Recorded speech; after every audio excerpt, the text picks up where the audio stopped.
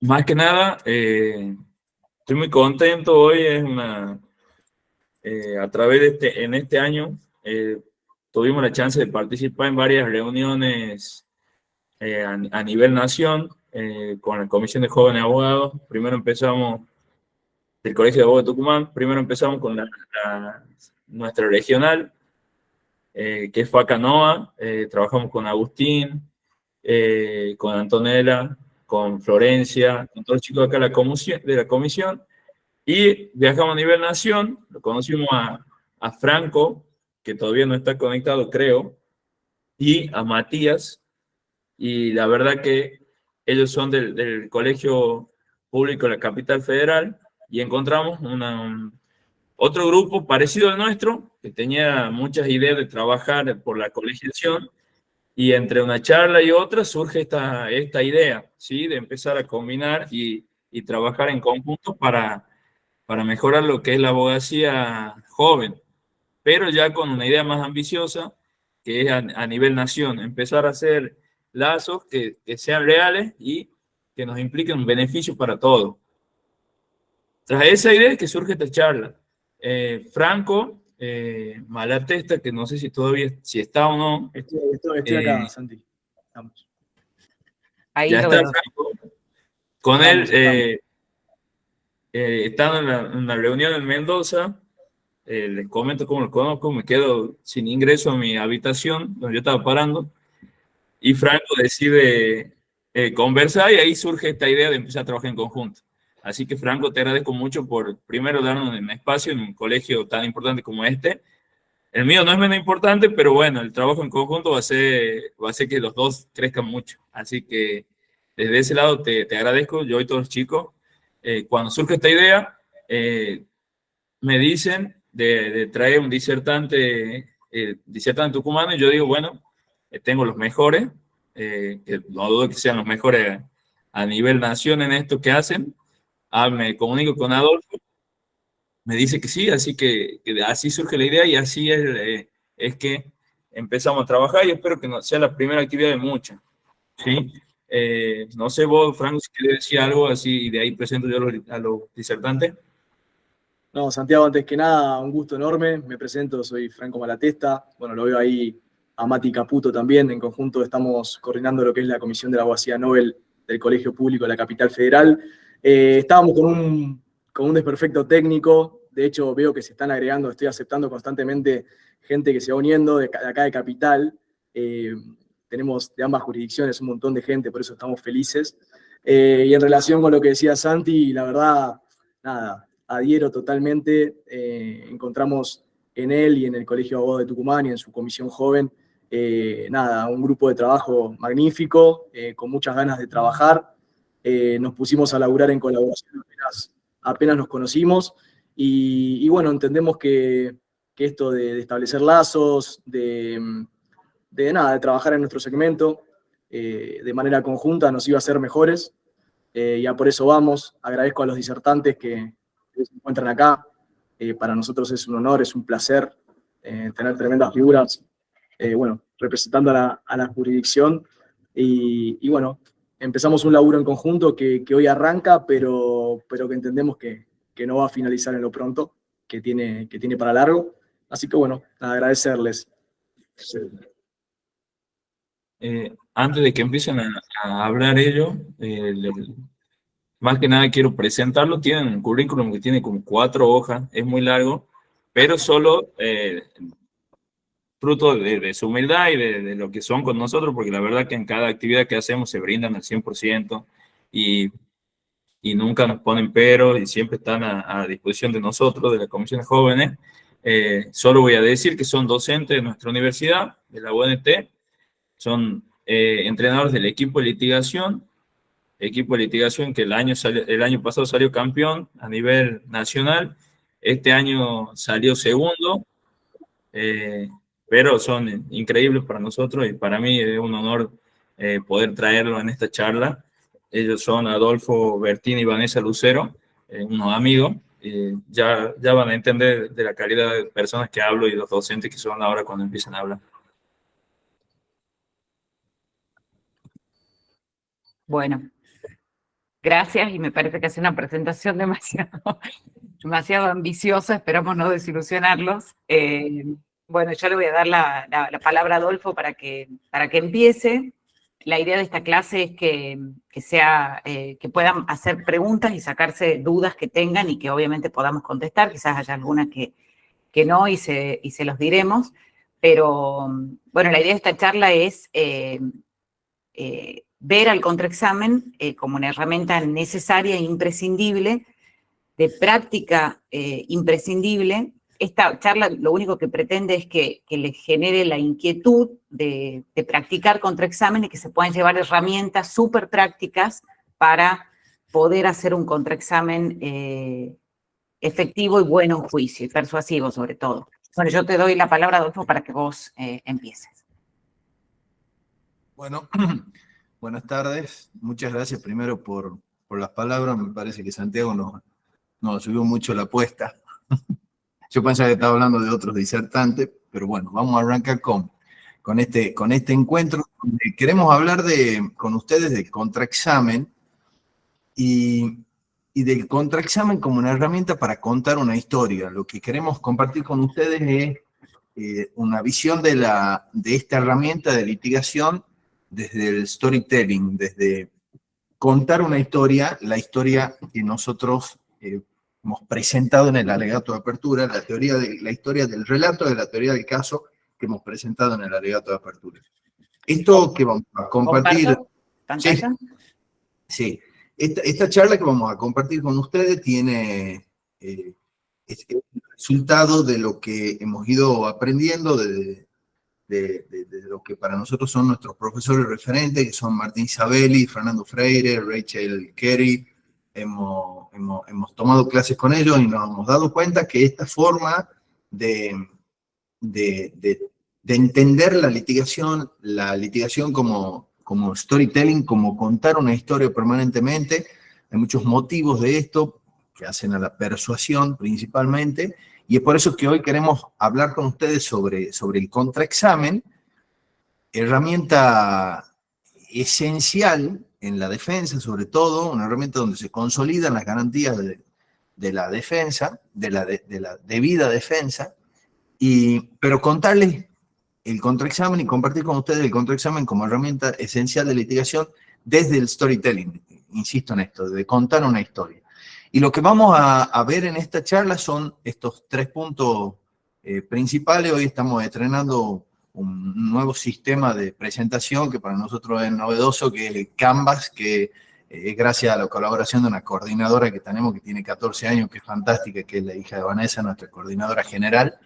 Y lo que vamos a ver hoy son los fundamentos. Damos por hecho de que sabemos de qué estamos hablando cuando hablamos de contraexamen como herramienta de litigación, y a partir de eso vamos a ver cuáles son los fundamentos constitucionales del contraexamen y por qué esto es importante, porque muchas veces ustedes en el litigio, en los juicios, van a encontrar jueces que no son receptivos a la técnica de litigación y que utilizan el argumento de que no tiene amparo legal lo que estamos haciendo, y entonces si nosotros tenemos los argumentos constitucionales podemos litigar esto, ¿no? Y los invitamos a litigar estratégicamente para que el sistema vaya cambiando, porque entendemos efectivamente que toda esta charla lo que buscan es la reforma, consolidar esta reforma de la forma de resolver los conflictos en el proceso penal.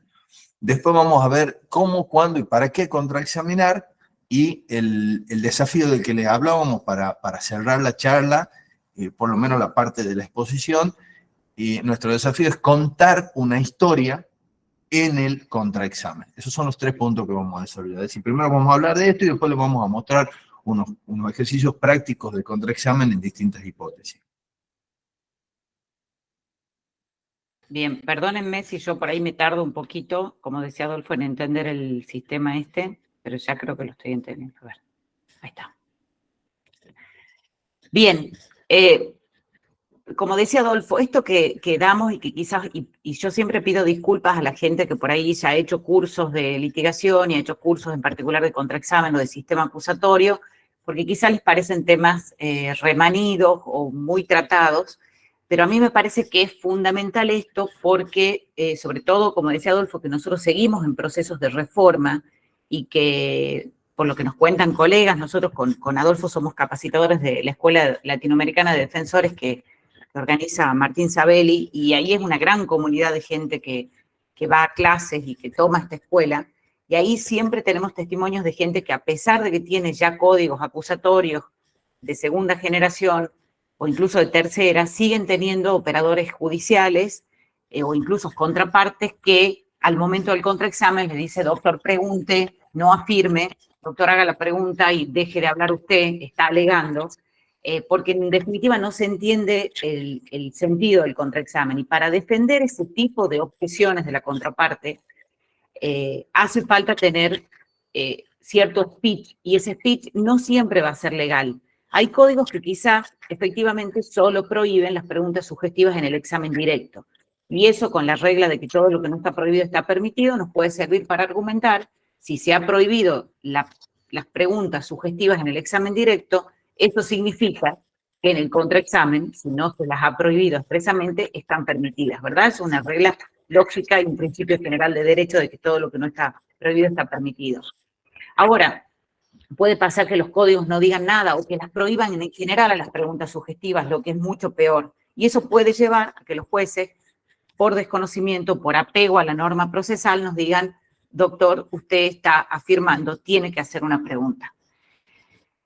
El fundamento del contraexamen no es ni más ni menos que el derecho a confrontar la prueba de cargo. ¿Sí? El derecho a confrontar la prueba de cargo, yo les podría decir, como dice Alberto Binder, que se encuentra básicamente contenido en el artículo 18 de la Constitución, porque es una parte esencial del derecho de defensa. No se puede ejercer el derecho de defensa en ninguno de los aspectos del derecho de defensa sin la posibilidad de confrontar la prueba. En juicio oral, la única forma de confrontar la prueba es a través del contraexamen.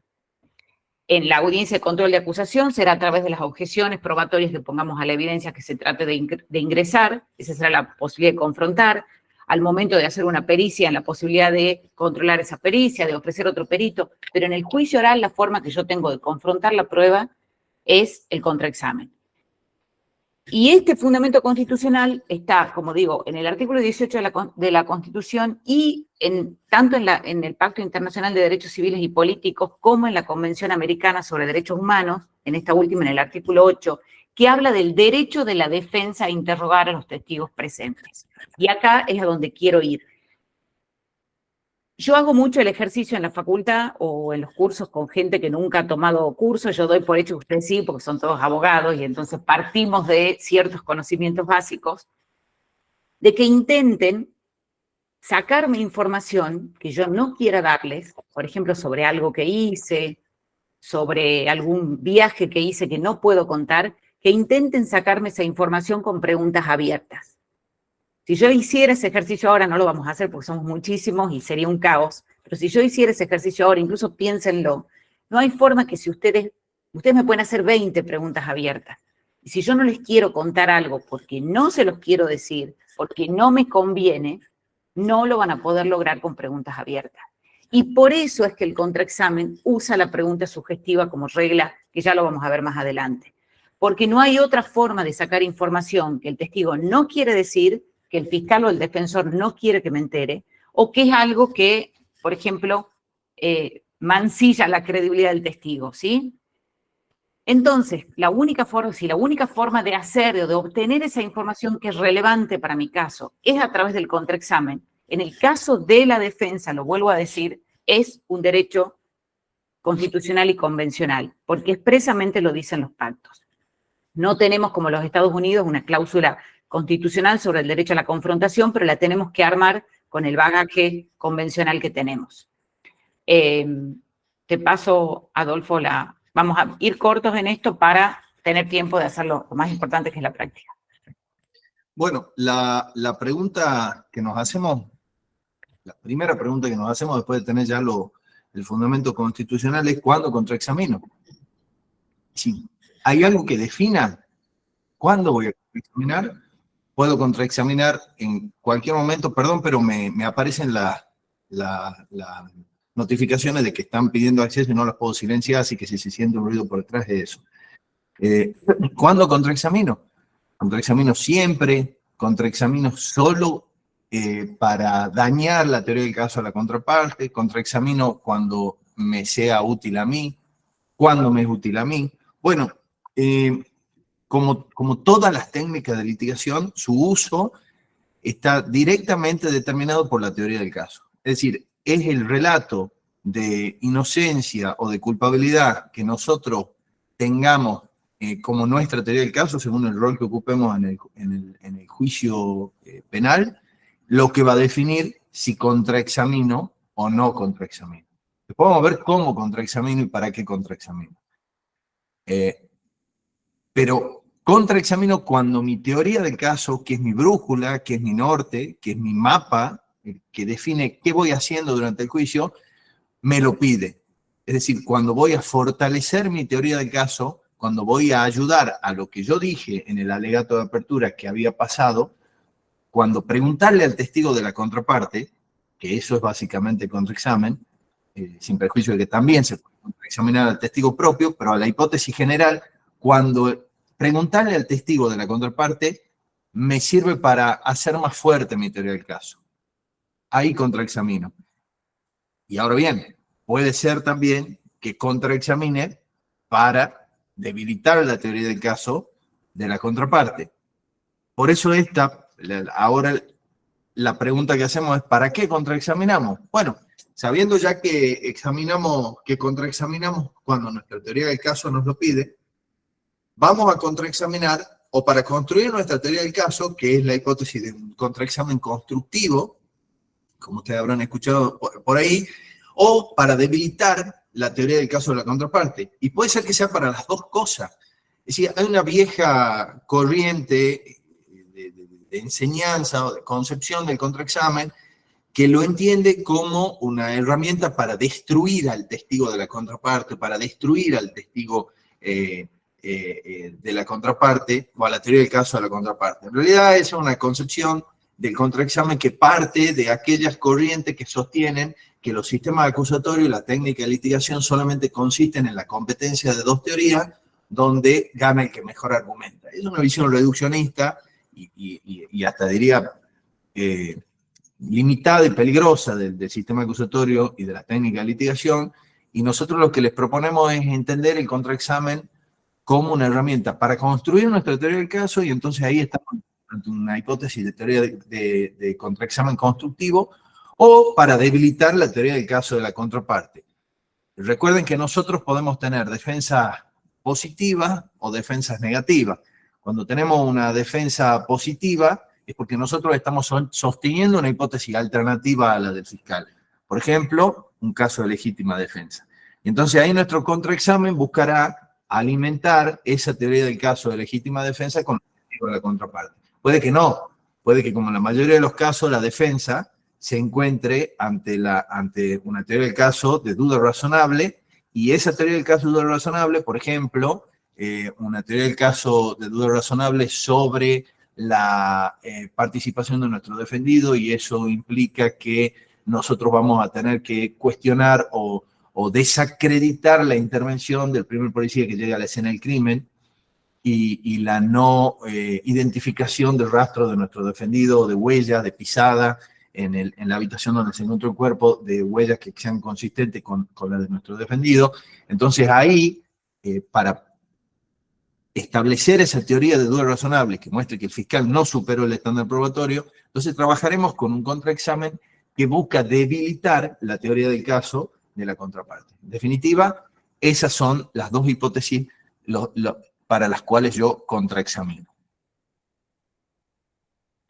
Sí, recién lo que decía Adolfo, incluso cuando hablamos de contraexamen que está destinado solamente a desacreditar un testigo, por ejemplo, que podría darse el caso, ¿verdad? Lo único que quiero mostrar con ese contraexamen es que el policía es un policía desprolijo, que no tiene cuidado cuando llega a las escenas del crimen, que aparte es coimero, lo voy a decir así en términos simples, que tiene un montón de sanciones porque hace mal los procedimientos.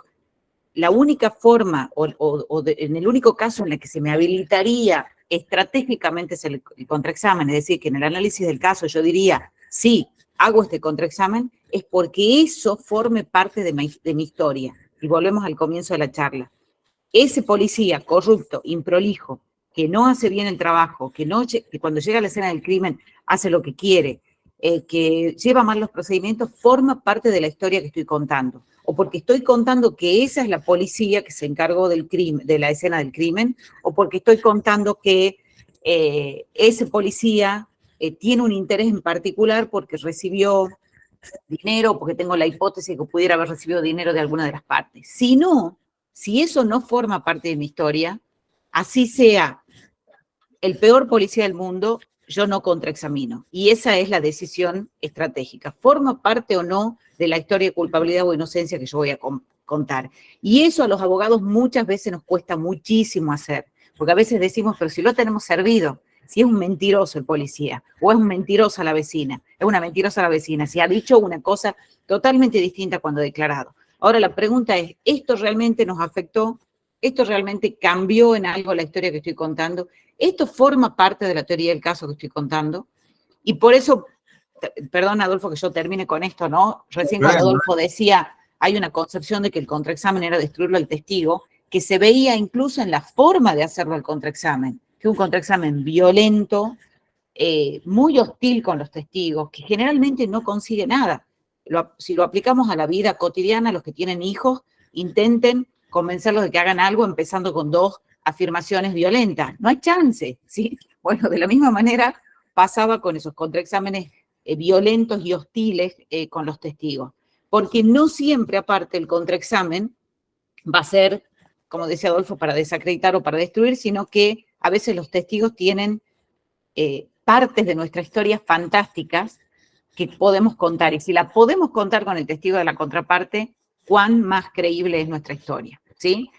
Ahora, ¿cómo hago esta labor de enfrentarme al testigo de la contraparte y contar la historia que quiero contar con el testigo de la contraparte? ¿Es difícil? Sí, es lo más difícil, creo, de las técnicas de litigación.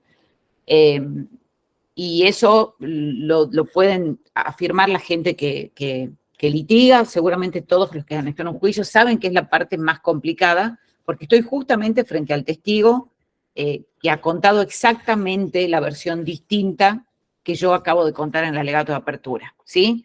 Si es el policía, no quiere que se caiga su investigación, ni quiere que lo hagamos quedar como un desprolijo. Si es el perito, no quiere quedar como un tipo que no sabe aplicar bien los métodos o que no usa métodos científicos comprobados. Y si es una vecina, no quiere quedar como una chismosa ni una mentirosa, ¿sí?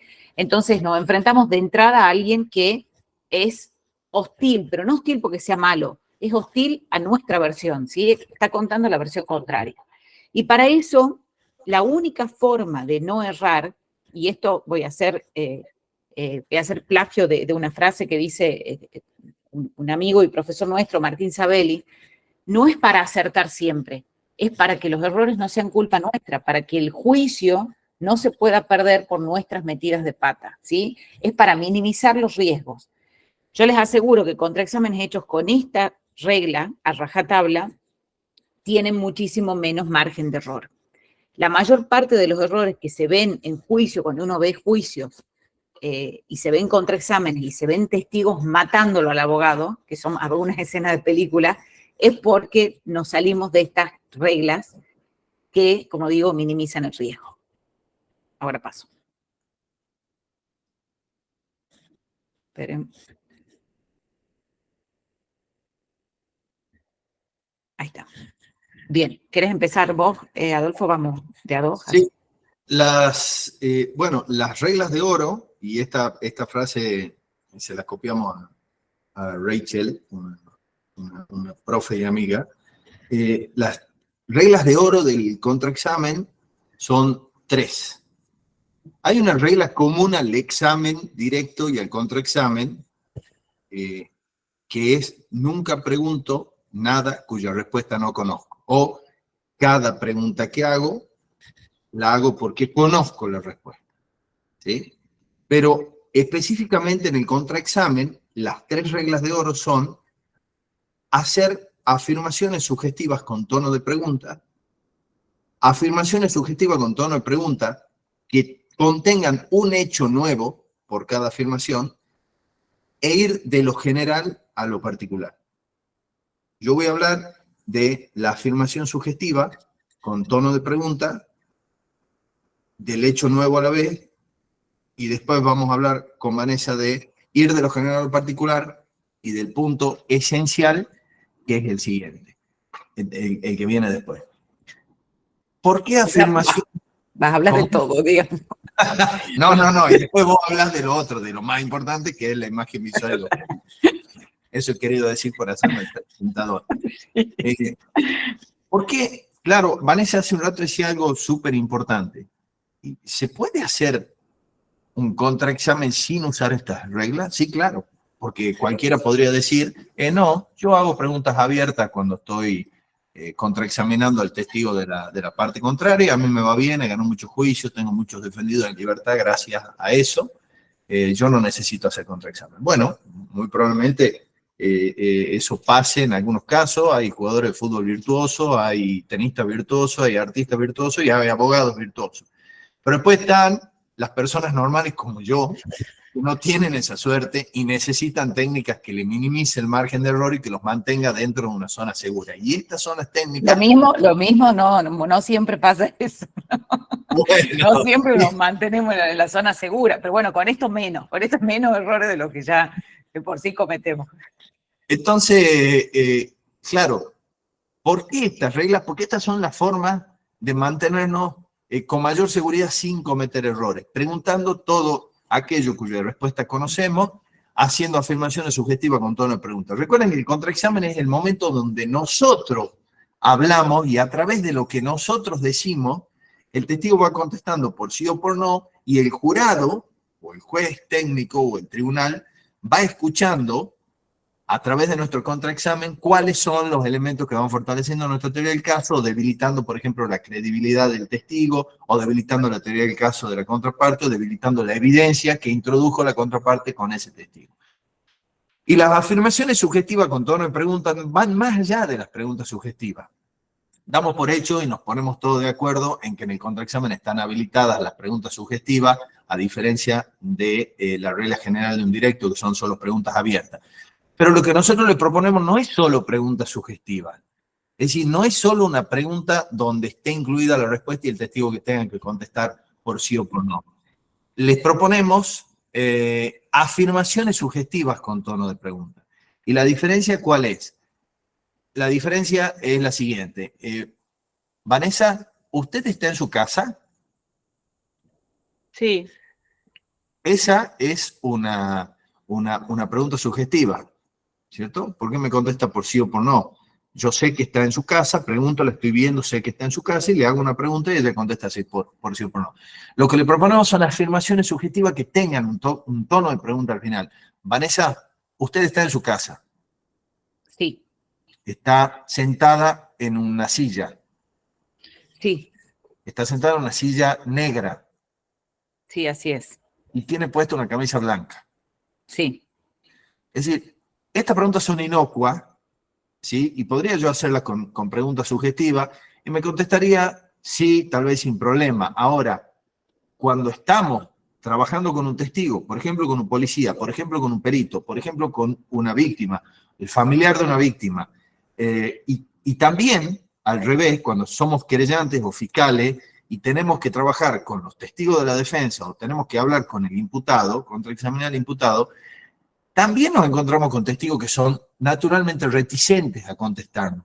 Entonces, cualquier forma de comunicación verbal con el testigo que le entregue el control de esta conversación, que sería el contraexamen, va a ser que el testigo busque completar la respuesta. Entonces, la afirmación sugestiva con tono de pregunta lo que busca es eso, mantener el control, que subjetivamente el mensaje sea, sé la respuesta de lo que te estoy preguntando. Y diferenciemos esto, y con resaltador de color, no confundamos esto con intimidación, violencia o autoritarismo para con el testigo. No, sino un control leal, ético, pero que signifique, sé la respuesta de lo que te estoy preguntando. Adolfo, ahí me dejas un segundo. Claro, claro. Fíjense, hagamos el mini ejemplo de vos en el boliche y demás, y vos sos mi marido. Bueno, Sí. vamos a simular rápidamente que Adolfo es mi marido, y yo me he enterado que ayer se ha ido a un boliche, y él me ha dicho que se ha habido un asado. Yo sé que él se ha ido al boliche porque tengo una amiga que me mandó una foto y que estaba bailando con una chica en un parlante, qué sé yo, y yo tengo esa información. Cosa que no Él- ocurre como 25 Sí, años. tampoco mi marido, claro, tal cual. Ya no nos dejarían entrar al boliche. Entonces, claro, en realidad tengo la foto del Pato Vica sacándote del boliche Claro. por haberte metido en un boliche de niños. Bueno, pero no, hagamos cuenta que yo tengo esa información. En la vida normal, ¿ustedes cómo preguntarían eso? Preguntarían, en primer lugar, si le hago preguntas abiertas, Adolfo, ¿qué has hecho ayer? No, todo reunido con los chicos hasta las 3 de la mañana. Ajá, ¿y después qué has hecho? Abierta. No, ¿Sí? después lo he llevado a cada uno a su casa y he vuelto a la casa. ¿A qué hora has vuelto? Abierta. A las 5:30 de la mañana. ¿Y has hecho algo más? No, nada más, los he dejado. Me demoro un poco porque yo la rueda y eso me llevó tiempo. ¿Estás seguro que eso es todo lo que has hecho? ¿Se dan cuenta que no hay forma de que eso llegue a que él me diga que estuvo en el boliche? Lo que yo les decía al comienzo, ¿verdad? No hay forma. Ahora voy a hacer, no afirmaciones sugestivas, sino voy a hacer preguntas, que me puede contestar por sí o por no, pero que se van a dar cuenta en el tono que yo de alguna manera, él puede pensar que yo estoy averiguando, ¿sí? ¿Vos ayer no has ido a Recorcholis, Adolfo? No, hace mucho que no voy. Mucho. ¿Vos no has estado bailando con una chica? No. No, si no está bien. Bien. Cambio por la tercera versión recomendada, afirmación sugestiva con tono de pregunta. Él y cualquiera que me esté escuchando se da cuenta que yo sé la información y eso es lo que quiero que pase con el testigo. Adolfo, quiero que hablemos de lo que has hecho después que has salido del asado de José. ¿Sí? Ok. Bien, pongo el capítulo, el título, eso lo vamos a ver después, una de las técnicas, ¿sí? Le aviso que yo voy a hablar de lo que ha hecho después. Y ya no se puede tratar de tirar mucho más, lo estoy centrando en la hora. Exactamente, Adolfo, a las 3:30 de la mañana, más o menos. Sí, cuando he salido de la reunión con los chicos. Ahí, cuando has salido. Adolfo, vos has salido en tu camioneta y en tu Sí. camioneta ibas vos, Sí, José, ¿verdad? Y también iba Juan. sí. Pero no te has ido a la casa de José, Adolfo. Hemos pasado antes por la casa de Juan. Adolfo, después de estar en la camioneta con tus amigos, has ido directamente a Recorcholis.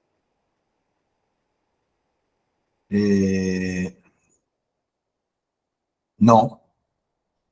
No he estado en el coche. Bueno, yo ahí tendría que confrontarlo con la foto que tengo de mi amiga que lo muestra arriba del parlante, ¿sí? Pero mi afirmación de has ido a Recorcholis, has estado a las 3 de la mañana adentro de Recorcholis, has estado arriba de un parlante con una chica, es una afirmación que muestra que yo conozco la respuesta. Que Exactamente. pase lo que sea que él me diga y él se da cuenta que yo tengo la información. No estoy sospechando que puede haber algo así. Eso, con un hijo, con una pareja, es lo normal. Nosotros no le preguntamos, sino que le decimos, ayer has vuelto borracho. O sea, esa es la pregunta. No es, ayer has vuelto borracho, no, si yo ya sé la respuesta. Lo que hago es afirmarle y el testigo, lo que generalmente pasa cuando esta afirmación está bien hecha sobre hechos ciertos y sobre hechos que yo tengo un reaseguro, porque como hemos dicho, no salimos a pescar, es que la respuesta del testigo es sí o no, según lo que yo esté buscando. No es que es mágico, es que es más persuasivo esta forma. Y la segunda regla, yo no hago yo solamente esto y ya te dejo de lo particular. No, seguí. Seguí porque yo quería, disculpa, Vanel, lo que quería decir es que en este ejercicio que estábamos haciendo con Vanessa, cuando yo le contesto no, yo sé que lo que ella me está diciendo es real. Y cuando yo le contesto no, lo que me gano es que ella me confronte con la prueba sobre prueba que tiene, que son las fotos mías en el boliche. Entonces, si yo estoy en un juicio y yo sé que tiene esa evidencia, y yo sé que lo que ella está diciendo es verdad, lo más probable es que no me contradiga. Y si me contradigo, me gano la confrontación con esa evidencia, con esa prueba, sobre la prueba de que está trabajando Vanessa ahora, y entonces mi credibilidad baja. ¿Sí? Cuando yo le contesté no, pareciera que yo me salí con la mía, pero el paso siguiente era que ella iba a seguir trabajando con eso y confrontándome con esa prueba que tenía de la foto mía en el boliche. Exactamente. Bueno, y la regla de un hecho nuevo a la vez tiene dos mini reglas. La primera, la palabra hecho, solo contraexamino sobre hechos, no sobre sensaciones, impresiones, conclusiones, sentimientos, sino sobre hechos. En primer lugar, porque lo que yo busco acreditar, tanto en el examen como en el contraexamen, en el juicio, son hechos, ¿sí? Y los hechos son los que van a tener relevancia jurídica o no las sensaciones o las impresiones de los testigos. En segundo lugar, y más importante, porque del hecho el testigo no se puede escapar, pero sí puede escaparse de conclusiones. Y otra tercera regla que voy a agregar, más importante, un testigo adverso nunca va a estar de acuerdo con la conclusión que le preguntemos. Ejemplo, todos los ejemplos no están ensayados, ¿no? O sea que si salen mal, perdonen. Adolfo, calle oscura. Vamos con el ejemplo de una calle oscura, lo vamos a hacer mal. Doctor, quiero que hablemos del lugar en donde usted dice que vio a la víctima, que vio que robaban a la señora Juana, ¿sí? Sí. Bien, esa calle era una calle larga, ¿verdad? Bueno, larga, no sé, era como cualquiera de las calles que están en la ciudad, doctor. No sé qué quiere decir con larga. ¿Se dan cuenta lo que pasó con larga? Larga es una conclusión y largo en relación a qué, ¿sí? O sea, larga como una calle de ciudad, larga como una calle de una ciudad del interior, larga como, ¿sí? Largo es una conclusión. La pregunta correcta tendría que haber sido, doctor, quiero ubicarlo en la esquina de tal y tal calle, ¿sí? Desde esa esquina, ¿sí? ¿De acuerdo? Desde esa esquina hasta la próxima esquina, que es la calle X, hay aproximadamente 100 metros, ¿verdad? Sí. Esa calle es una calle como cualquiera de las del centro de Tucumán, ¿verdad? Sí. Bien, ahora quiero que hablemos de la iluminación de esa calle, ¿sí? Ok. Bien, va la pregunta mal hecha. ¿Es una calle oscura, doctor? No sé, oscura, para mí era una calle que tenía una iluminación normal, digamos, yo podía. Pero usted casi no podía ver, ¿verdad? Bueno, depende, si yo más o menos distinguía algunas cosas, no era oscura. Bien, se dan cuenta, oscura es una conclusión sobre algo que seguramente él no va a estar de acuerdo conmigo, porque si yo estoy yendo a la iluminación de la calle es porque quiero mostrar que lo que acaba de contar sobre lo que vio no es no es como dice que lo vio. Preguntas correctas, bueno, más allá que me pueda salir mal porque está improvisado. Doctor, quiero que hablemos de la calle en la que usted dice que vio esto, ¿sí? Si usted está parado en la esquina de Mendoza y Córdoba, Sí. Quiero que se imagine y mire hacia arriba. Ahí no hay iluminación pública, ¿verdad? No. Esto yo lo estoy preguntando porque lo sé, incluso si lo estoy preguntando porque tengo una foto satelital o una foto de esa calle, ¿sí? Volvamos siempre al principio que no estoy saliendo a pescar sobre esto. Ahora quiero que me diga, a mitad de cuadra tampoco hay iluminación pública, doctor. No. Y en la esquina siguiente tampoco, en la esquina de Mendoza y 25 tampoco hay iluminación pública. No, en esa cuadra no. En esa cuadra no. En esa cuadra, de hecho, doctor, no hay iluminación pública. No. No. Claro, doctor, a las 10 de la noche o 9 de la noche hay negocios, ¿verdad? En esa calle. Sí, sí. Y por ende está la luz de las vidrieras de los negocios. Sí. Pero a las 2 de la mañana, doctor, los negocios ya han cerrado. Sí, así es. A las 2 de la mañana no hay luz de vidriera de negocios. No. ¿Se dan cuenta que esas preguntas que han sido sobre hechos y que yo puedo tener reaseguro él no me tiene que dar ninguna conclusión. Lo único que me está diciendo es, no hay iluminación pública, hay negocios, pero a esa hora los negocios están cerrados. La conclusión a la que ustedes llegan, que está en el vértice de este triángulo, que yo no lo puedo, no se los puedo señalar, no tengo un cursor, pero en esta parte de abajo donde dice particular, esa conclusión a la que ustedes llegan solitos, sin que yo le haya dicho al testigo, eso quiere decir que la calle es oscura, es una conclusión que se cae sola, ¿sí? Se cae luego del contraexamen, hecho solo con hechos, valga la redundancia de la palabra. Ahora, si querés vos, amigo, hacerlo de particular a lo particular.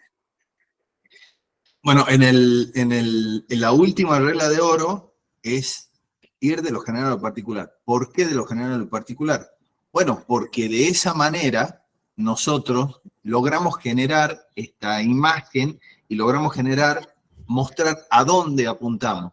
Es decir, supongamos que nosotros queremos hablar de la oscuridad del lugar, como acaba de hacerlo Vanessa. Y para hablar de la oscuridad del lugar, si nosotros directamente al testigo lo contraexaminamos con esa conclusión, el lugar era oscuro, pasa lo que pasó cuando hacíamos el ejercicio.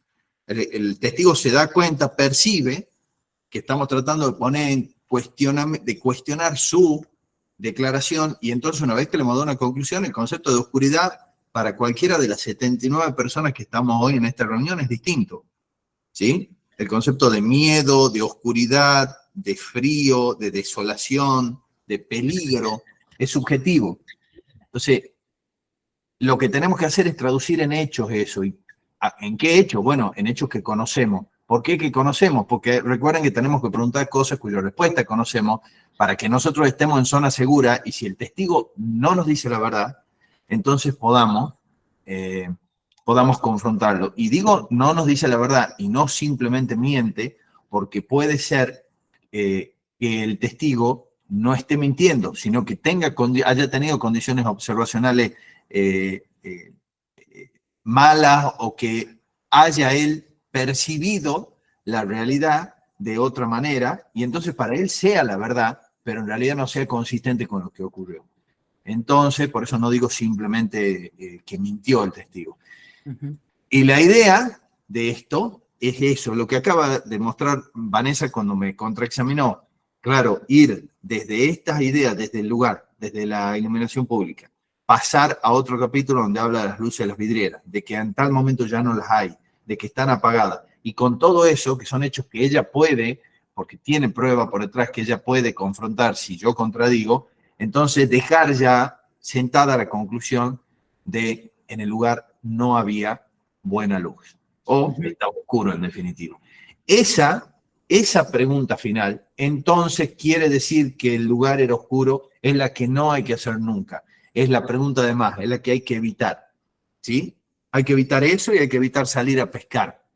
Salir a pescar nunca es opción, ni la última, por más que algunos autores lo sostengan. No, salir a pescar se paga con el fracaso. Así que no salimos a pescar y no hacemos nunca la pregunta de más. Y esta regla, perdón que me olvidé una cosita de esta, de un hecho nuevo a la vez, aparte de lo que les decía de la importancia de preguntar sobre hechos, porque es la única manera de que el testigo no huya y de que yo acredite lo que quiero acreditar, y como decía Adolfo, que no haya sobre los hechos no hay 5 opiniones, hay hechos, es aparte para evitar un hecho nuevo a la vez, por eso ponemos un hecho nuevo a la vez, es para evitar la objeción de compuesta, ¿sí? Que es, sobre todo en contraexámenes, donde esa objeción se puede hacer. Es decir, Adolfo, había 5 vidrieras y 4 luces. Si él me contesta sí o me contesta no, yo no sé a qué me está diciendo sí o no, si a las 5 vidrieras o a las 4 luces. Había un perro y un gato, ¿verdad? Sí. Bueno, capaz que ahí podríamos decir que es una conjunción y que es bastante claro que estaban tanto el perro como el gato, pero en general las preguntas pueden ser confusas y se pueden objetar por compuestas, ¿sí? No sé a qué me ha dicho que sí la pregunta, y aparte a mí no me sirve porque no ha quedado claro. Cuando sí puedo, y por eso ponemos un hecho nuevo a la vez, porque cuando, y esto, perdón, capaz que ya es un poquitito más avanzado en el contraexamen, pero para los que están acostumbrados a hacerlo, cuando el tema es muy importante, lo que yo quiero mostrar con esto es muy importante, el capítulo que estoy abordando es muy importante, puedo seguir usando uno de los hechos como base. Ejemplo, Adolfo, entraste a Recorcholis a las 3 de la mañana, ¿verdad? Sí. Entraste a Recorcholis a las 3 de la mañana, acabo de usar el hecho anterior, ¿sí? Que entró a las 3 de la mañana a Recorcholis. A las 3 de la mañana, junto con José. Sí. Entraste a Recorcholis a las 3 de la mañana con una botella en la mano. Sí. Hagamos de cuenta que a mí me sirviera que quede clarísimo en la visión del juez o del jurado que este tipo estuvo en Recorcholis o lo que sea que yo quiera mostrar. Bueno, puedo volver a usar, eso es lo que se llama looping, y por eso es que hablamos de un hecho nuevo a la vez. A cada nueva pregunta puedo agregar un hecho nuevo. No es que no pueda poner más de 2 hechos juntos, pero siempre tiene que ser uno nuevo, ¿sí?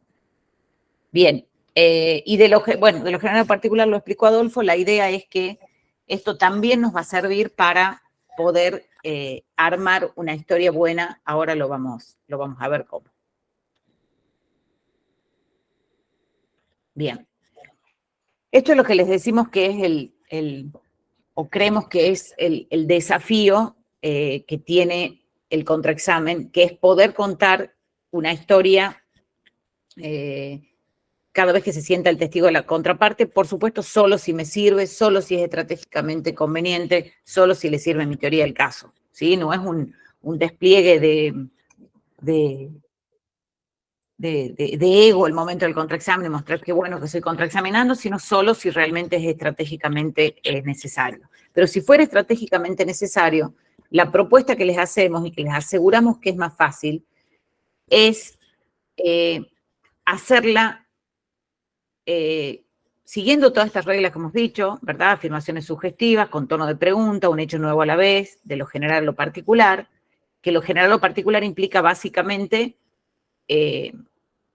usar los elementos que incluso se usan cuando uno va a contar una historia literaria, una novela, que es lo primero que generalmente aparece en la novela o antes de que al menos veamos una acción. Aparece un lugar, ¿verdad? O sea, aparece el marco de donde va a estar eso que se va a desarrollar después o lo que va a pasar en esa historia. Y aparte de todos estos elementos, lo que les proponemos es generar o tener en la cabeza, a mí a veces me cuesta explicarlo hasta que uno lo hace, perdón que me fui, crear la imagen visual. ¿Cuál sería la técnica que nosotros les proponemos? Que no es nuestra, como le hemos dicho, todo es plagio, ¿no? Todo es recopilación de profesores y práctica, pero a mí personalmente, Adolfo, y creo que a muchos de nuestros alumnos les ha dado un muy buen resultado. Es más, he visto a algunos de nuestros alumnitos ahí, que bueno, no son alumnitos, son muy buenos alumnos, que es imaginar lo que quiero preguntar. Ustedes dirán, bueno, sí, obvio que tengo que pensar en lo que tengo que preguntar, ¿verdad? Si le tengo que preguntar al policía sobre la escena, tengo que pensar en la escena. Bueno, no.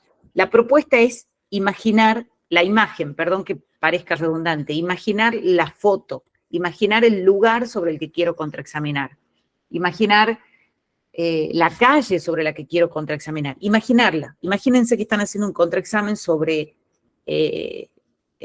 la avenida Corrientes, sobre la Plaza Vicente López, sobre algún lugar que ustedes conozcan mucho. Imagínense ahí, imagínense al lado del testigo.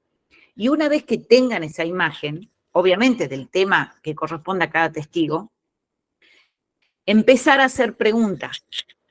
Vuelvo atrás. Afirmaciones sugestivas con tono de preguntas de un hecho nuevo a la vez, desde lo más general, que sería, por ejemplo, el lugar, a lo particular, que sería donde quiero ir, que es que en la Plaza Vicente López hay un árbol que tiene 200 años, lo que sea. Esta forma de hacerlo, imaginando la escena y luego poder describirlas con preguntas, es muy fácil. Es muy fácil. ¿Por qué? Porque no tengo que pensar en las preguntas, sino tengo que tener en la cabeza la imagen. Si yo no tengo en la cabeza la imagen, es muy difícil que yo pueda hacer una construcción de lo general a lo particular. ¿Y cuál es la ventaja de esto? Que ahora sí voy a plagiar totalmente a Martín Sabelli. Los estudios que se han hecho sobre jurados, los jueces también son personas, es decir, que aplican también a tribunales técnicos, y se han hecho sobre, o sea, los estudios sobre neurociencias, sobre lo que ocurre con el pensamiento humano, muestran que los términos abstractos, como por ejemplo miedo, rapidez, velocidad, que no están asociados a una imagen, nos llevan a un pensamiento mucho más largo. Yo tengo que transformar eso en una idea, esa idea transformarla en una imagen y luego la entiendo. Cuando yo cuento un cuento en el que estoy contando una historia, en el que estoy generando imágenes, es muy difícil que ustedes pudieran olvidarse de eso que yo les acabo de contar. Si yo les contara la historia qué sé yo, no sé, de un chico en Tucumán que trabaja en la zafra, un chico que tiene 12 años, que trabaja desde que tiene 10, que su familia es muy pobre, que todos los días se levanta, que vive en un rancho, que a la mañana va a pelar caña descalzo, y les cuento la historia de este chico. Yo les aseguro que si ustedes han creado la imagen en la cabeza de este chico, va a ser muy difícil que se la saquen de la cabeza. Va a ser muy difícil que no empaticen con esa imagen y que no les quede en la cabeza la imagen de un chico de 11 años, muy pobre, que va a pelar caña y que está descalzo. Si yo les cuento, en cambio, o les transmito estadísticas sobre la pobreza infantil en Tucumán, ustedes se las pueden olvidar seguramente a las 4 horas o a las 5. Pero no he generado en ustedes ninguna imagen. Y por eso va a ser mucho más fácil que se olviden de esa argumentación. En el contraexamen pasa lo mismo. Yo puedo mostrar que alguien no ha seguido quizás un protocolo, pero si no logro poner en la cabeza de quien me está escuchando la imagen de ese policía llegando sin guantes, agarrando las cosas con la mano, comiendo una media luna en medio de la escena del crimen, y no logro instalar esa imagen, va a ser muy difícil que eso quede en la memoria.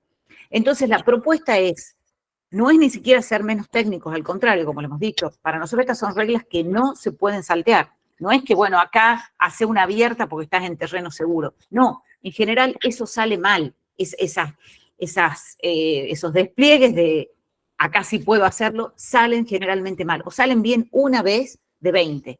Y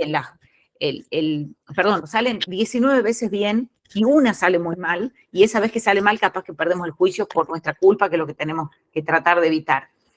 Entonces, la propuesta, y yo lo voy a hacer, también por ahí no me salga, pero lo voy a hacer con la casa histórica, que todos conocen, ustedes la conocen como la casita de Tucumán o la casita de la Independencia. Voy a hacer de cuenta que Adolfo estaba parado al frente de la casa histórica y que ahí vio un robo, ¿sí? Quiero que conmigo se paren al lado de Adolfo al frente de la casa histórica y traten de ver lo que yo voy a tratar de hacer y vean que no es difícil. Adolfo, quiero que hablemos del momento en el que vos ves el robo que acabas de contarnos, ¿sí?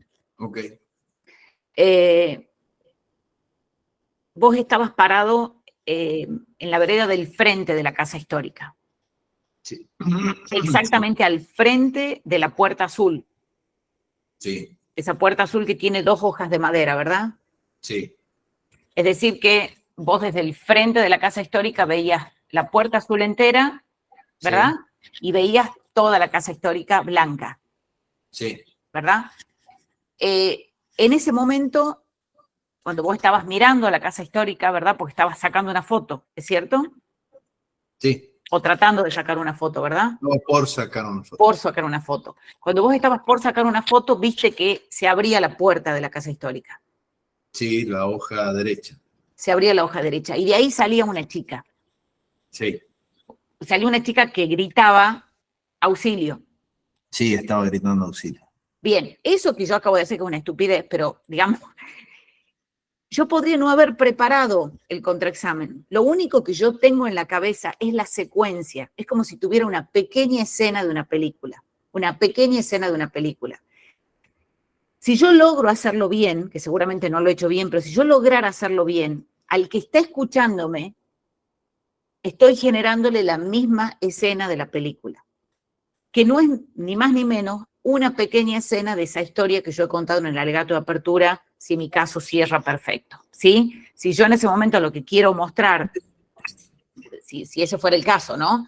Si yo lo que quisiera mostrar es que Adolfo en realidad no pudo ver bien porque al lado de la puerta, por ejemplo, vamos a hacerlo distinto, Adolfo, al lado de la puerta estaban parados tus 2 hijos, ¿verdad? Sí, Porque vos querías sacarles una foto. sí, Estaba tu chiquito de 2 años, ¿verdad? sí, Y el de 5 al lado. así es. Estaban agarrados de la mano.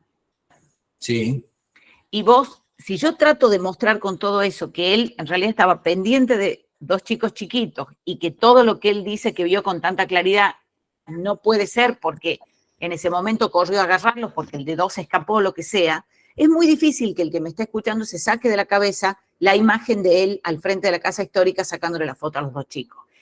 Que si yo hago el contraexamen que estamos acostumbrados clásico, doctor, usted dice que vio todo del robo, ¿verdad? sí. Lo cierto es que no estaba tan ocupado en el robo, doctor. No pudo haberlo visto con claridad. Vos No, escapaste. no, sí lo vi con claridad porque me llamaron la atención los gritos. Claro, pero usted estaba preocupado en otras cosas, doctor. Yo estaba tratando de sacar una foto a mis hijos, pero en ese momento escuché los gritos y entonces me concentré, fijé la atención. Claro, Sí. pero su atención no puede haber sido, su atención debe haber estado dispersa seguramente en ese momento. No, mi atención estaba concentrada en el grito de la chica. ¿Se dan cuenta? Estos son en general los contraexámenes, cada vez menos, porque cada vez todos aprendemos más, digamos, pero los contraexámenes que hacíamos, ¿sí? Nosotros tenemos la conclusión en la cabeza, este tipo tenía atención dispersa, y queremos preguntarle justamente a quien no nos va a decir nunca que tenía atención dispersa, queremos que nos dé esa conclusión. Bueno, no, la conclusión tiene que caer solita luego de esta pequeña historia, la historia de un tipo con atención dispersa, ¿sí? Y si yo logro mostrar que encima la mujer le gritaba, no sé, el chiquito se escapa, que yo logro mostrar una historia de atención dispersa, no me hace falta nunca preguntarle la conclusión con la que él no va a estar de acuerdo. Por supuesto que esa conclusión la voy a tener al final de ese capítulo, guardadita, para que en el clausura yo pueda decir, ¿se acuerdan cuando hemos contraexaminado al doctor Bertini, que tan seguro estaba de lo que había visto? En el momento en el que el doctor Bertini dice que vio el robo, sus 2 chiquitos de 2 y 5 años estaban al lado de la puerta, solitos de la mano y esperando que él les saque una foto. En ese momento en el que él dice que, no sé si me entienden, la historia de el doctor Bertini tenía la atención dispersa en ese momento y por ende no podemos confiar en que haya visto exactamente lo que dice que ve. Pero esa conclusión, por supuesto que es la que quiero, no se la voy a preguntar nunca al testigo, como solíamos hacer nosotros mismos. A veces vemos videos nuestros y nos queremos morir, o sea que todos cometemos estos errores aparte de apresurados, ¿no? Como de querer llegar al final de la conclusión en vez de crear estos pequeños capítulos. Bien. ¿Algo más, Adolfo, vos antes de que pase? No. Pasemos a los ejercicios. Bien. Acá tenemos hemos querido traerles algunos pequeños ejemplos y dejar un periodo por ahí para preguntas, si quieren. También ejemplos que los queremos más o menos improvisar. Si querés hacerlo vos, al del comisario. ¿O no? Okay. Hacelos primero sin reglamento y después yo lo hago con reglamento como para mostrar las 2 opciones. ¿Te parece? O sea, vos hacelo con la imagen y después yo lo hago. La idea de estos ejercicios es que esa imagen que ustedes están viendo ahí es la imagen que yo sé, digamos, yo conozco esa imagen, esa es la imagen del lugar del hecho y estoy contraexaminándolo al comisario que estuvo en el lugar del hecho y lo que yo quiero mostrar es, por ejemplo, lo que no hay en la escena, ¿no? Perdón. Lo que no hay en la escena.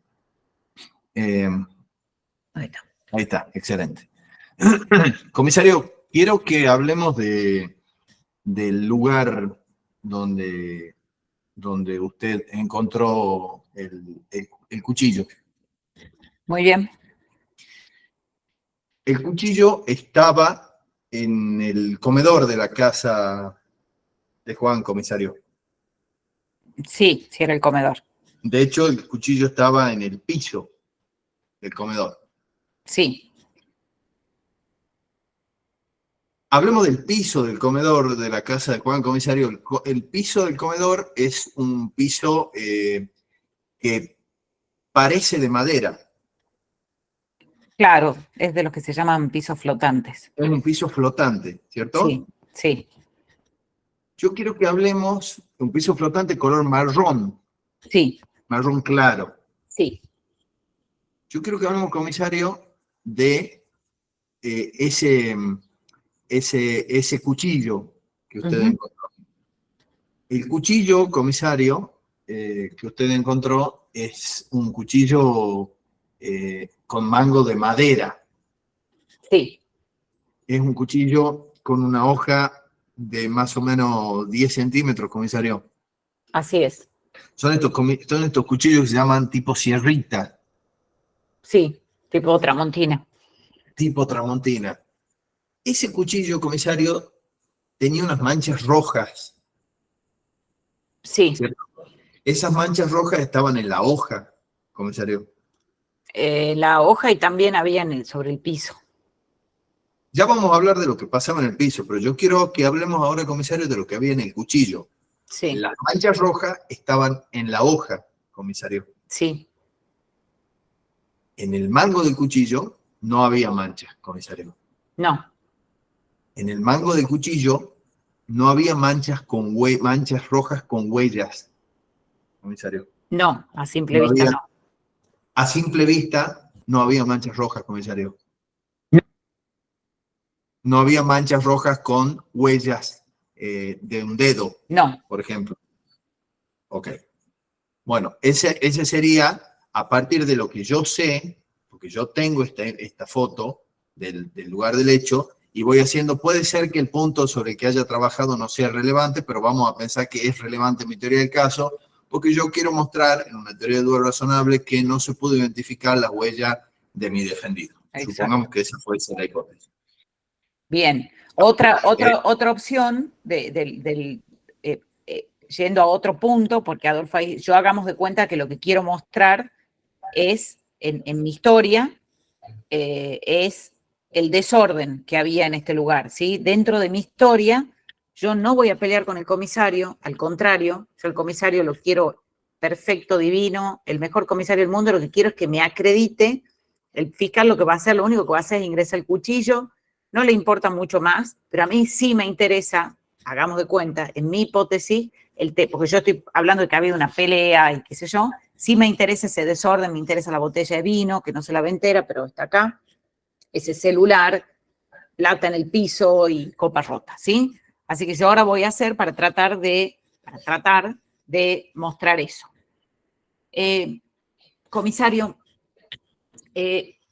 lo voy a llevar ahora a la habitación en donde ocurrió el crimen, ¿sí? Bien. Quiero que se sitúe, comisario, en la puerta de la habitación. Haga de cuenta que está parado ahí en la puerta. ¿Puede Ok. ser? Sí. Bien, si uno abre la puerta de esa habitación, que es una puerta blanca, ¿verdad? Sí.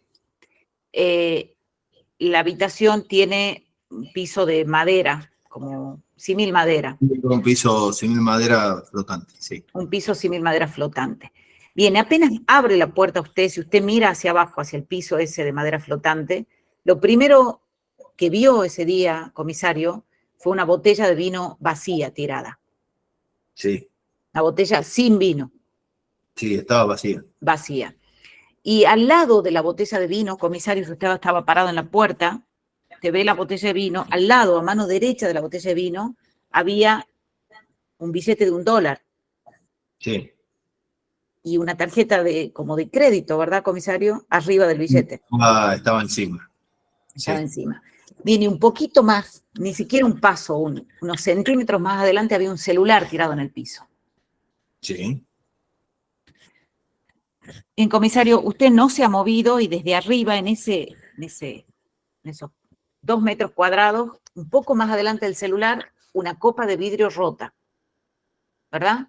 Sí, estaba la copa rota, la parte de la base de la copa estaba sana, pero la parte de copa en sí estaba toda partida. Y recién adelante de la copa, comisario, estaba el cuchillo del que le acaba de hablar al fiscal, ¿verdad?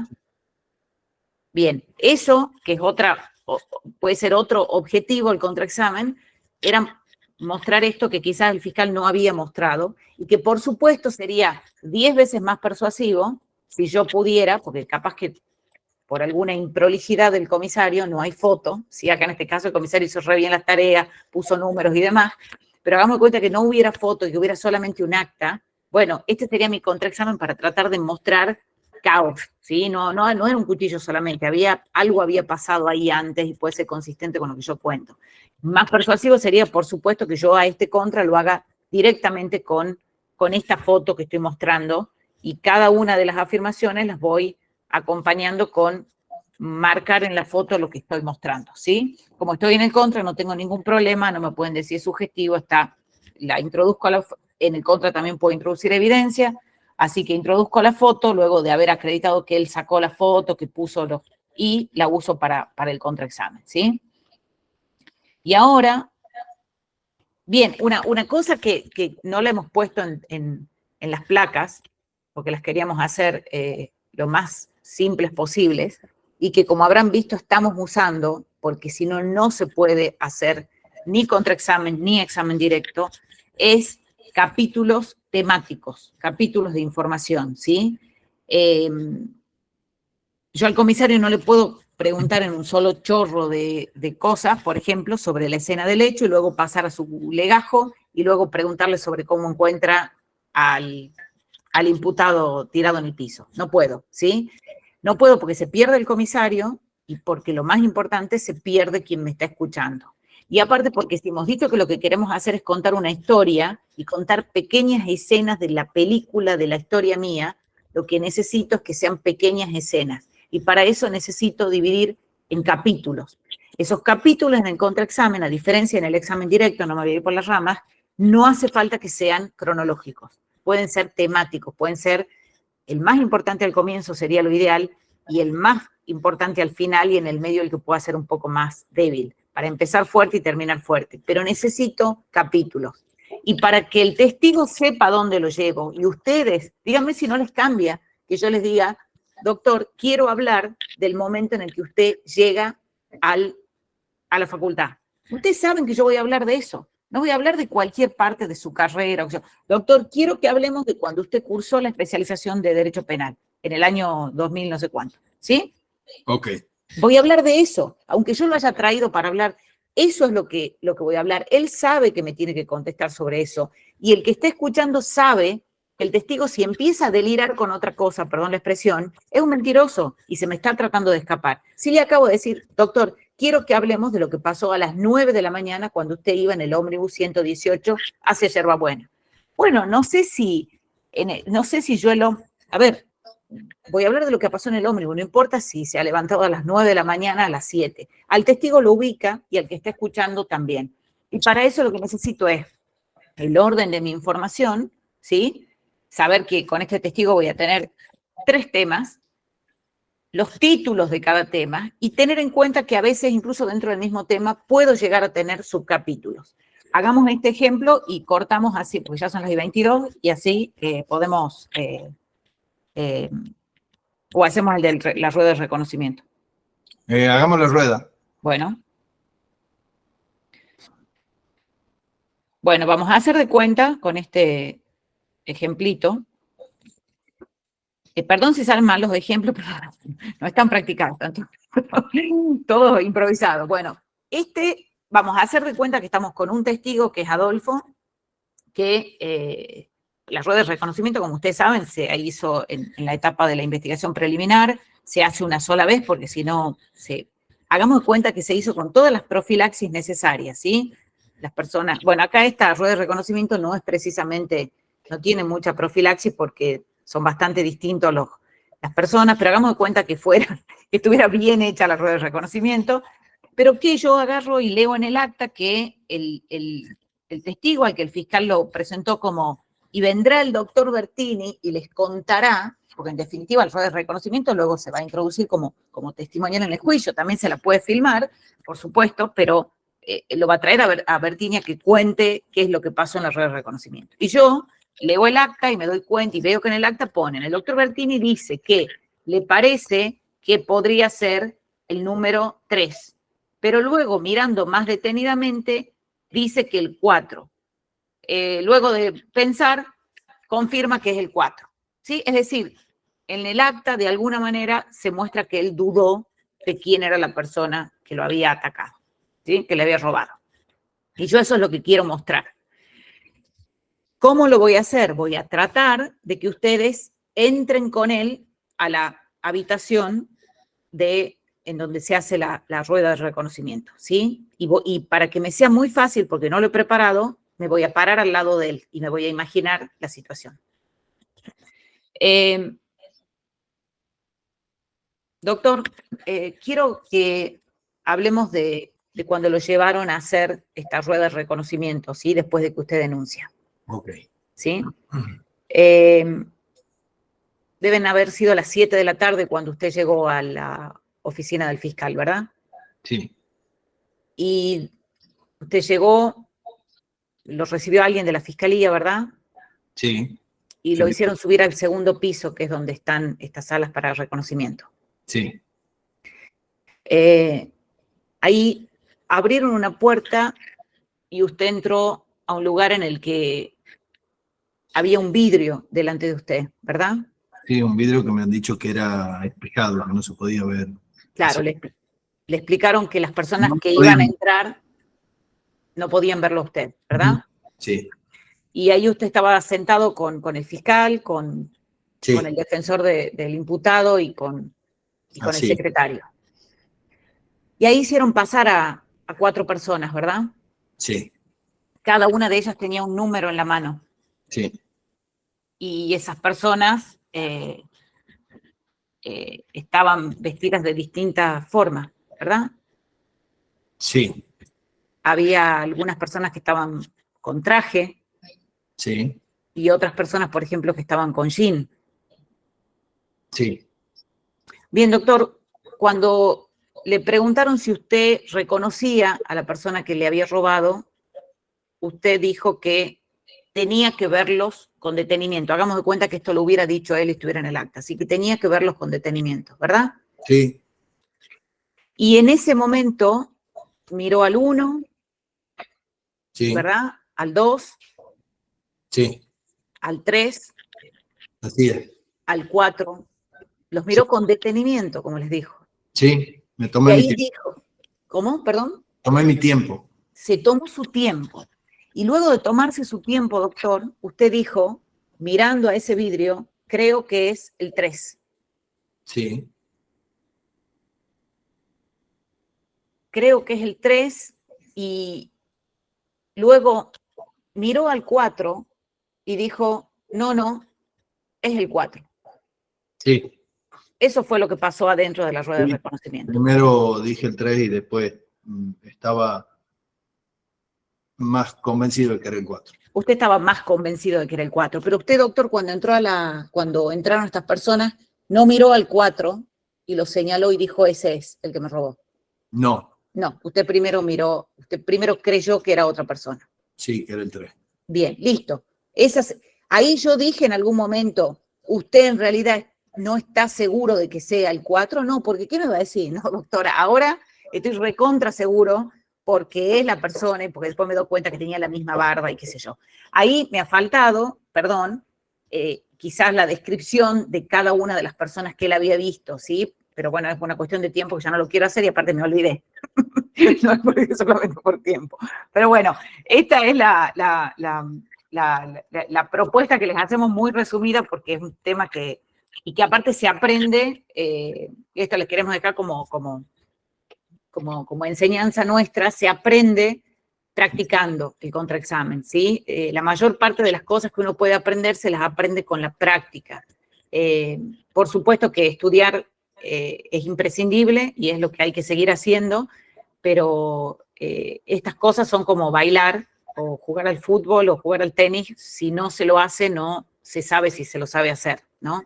Así que bueno, quedamos abiertos para preguntas, dado que estamos en horario, y les agradecemos muchísimo la atención y la asistencia a todos. Esperamos que no se hayan aburrido.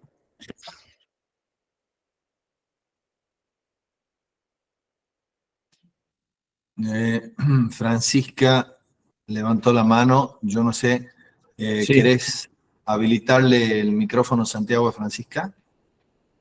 Ahí lo busco. Francisca Elsa Mastaler. ¿Mastaler está bien dicho?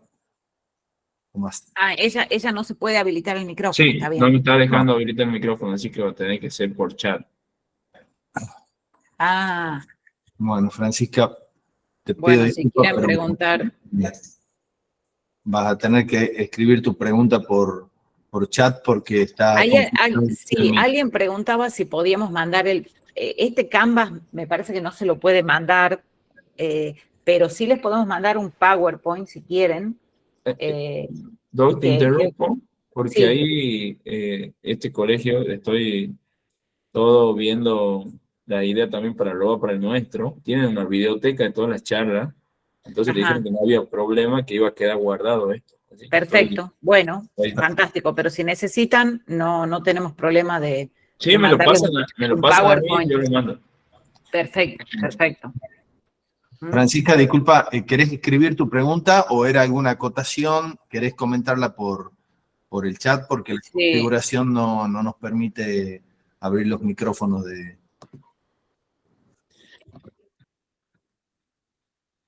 Ahí le estoy viendo a Francisca. Sí, se la ve, pero no. Ha estado atenta a toda la clase, Francisca. Sí. A veces estaba esperando para hacer una pregunta, así que ahora... O para irse. Las preguntas no inducen al testigo. A ver, mira, creo que vos estás preguntando si las preguntas inducen al testigo, ¿verdad? A ver, si es el testigo mío que yo llevo, por supuesto que lo van a inducir, si en el examen directo, y por eso que en el examen directo están, diría que absolutamente prohibidas, salvo algunas excepciones de introducción de tema. Pero como es el testigo de la parte contraria, es muy difícil que yo lo induzca. Si es un testigo, te pongo un ejemplo, el policía, esto con el fiscal, el que conduce la investigación, ¿vos crees que porque yo le diga, comisario, pasó tal cosa, yo lo puedo inducir? Es prácticamente imposible. Por eso que en el contraexamen sí se permiten y se recomiendan las preguntas sugestivas, porque como no es un testigo que quiere ser agradable, que quiere de alguna manera congeniar con mi planteo y con mi teoría del caso, no hay riesgo de que yo lo induzca, ¿sí? La regla, y esto, perdón que me vaya de tema, pero la regla del porqué de las objeciones es que no entre información al juicio de mala calidad. Y por eso es que, como vos decís, en el examen directo, la sugestiva está prohibida porque entraría información de mala calidad. Si yo le digo a mi testigo, y era muy peligroso, ¿no? Sí, no es el testigo. Y estaba armado con una pistola enorme, ¿no? Por supuesto, claro, es mi testigo y yo lo estoy induciendo. Pero cuando es el testigo de la parte contraria, no, sería muy, muy difícil que la madre de la víctima, yo pueda inducirla a decir algo que ella no quiere si soy la defensora, por ejemplo, ¿no? Así que, pero muy buena tu pregunta, Francisca, muchísimas gracias. Hay una pregunta de Marlene que dice, esta herramienta de crear una imagen en el contraexamen la recomiendan para una escena en especial, o es para utilizarla en cada escena. Buena pregunta, Marlene. Si nos fijamos en lo que decíamos al principio, en que contraexaminamos cuando nuestra teoría del caso nos lo pide, eso va a depender de cuánta información o qué información queremos sacar del testigo en el contraexamen. Puede ser que sean uno o varios momentos, pero cuando usás la herramienta de contraexamen, la idea es siempre generar la imagen visual, porque en definitiva es lo que querés transmitirle al juez o al jurado, que se represente lo que estaba pasando en ese momento y que hace más probable tu teoría del caso o menos probable la teoría del caso de la contraparte.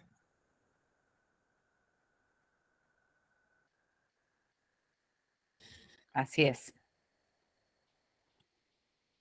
Sí, lo ideal es que cada una de las partes que vos hagas en el contraexamen pueda generar, obvio, va a haber temas en los que quizás no puedas, ¿no? Pero creo que son los menos. En general, la vida está hecha por imágenes, ¿no? Entonces, si no preguntamos conclusiones, siempre vamos a tener una imagen que podamos mostrar en ese contraexamen. Bueno, estamos en horario, queremos agradecerles mucho esta oportunidad, estamos a disposición de ustedes. Santiago es un gran amigo nuestro, lo queremos mucho. Y bueno, a Franco y a Darío, muchas gracias por la oportunidad de compartir con ustedes esta hora y media. Bueno, Adolfo, Vanessa, Santiago, para nosotros es un placer. Va a ser la primera actividad de muchas seguramente en colaboración. Así que bueno, estamos felices por la convocatoria. En un pasaje llegamos a los 90 participantes, así que bueno, felices, les agradecemos y bueno, es un camino que se inicia. Bueno, muchísimas gracias y felicidades por esto. Sí, seguramente seguirán surgiendo. Ahí levanta la mano una compañera. Sí. Cecilia Kempa. Sí, Cecilia. Ya veo si lo puedo hacer participar, si no... Cecilia, si no se te puede habilitar el micrófono y quieres hacer tu pregunta o tu comentario por el chat, le robamos unos minutos al colegio y lo charlamos. O capaz que estaba aplaudiendo y ya. Bueno, si ha sido un aplauso, gracias. Un aplauso. Bueno, muchísimas gracias. Muchas gracias. Gracias. Un placer. Adiós. Hasta luego. Bueno, chau a todos. Adiós. Buen fin de año. Chau.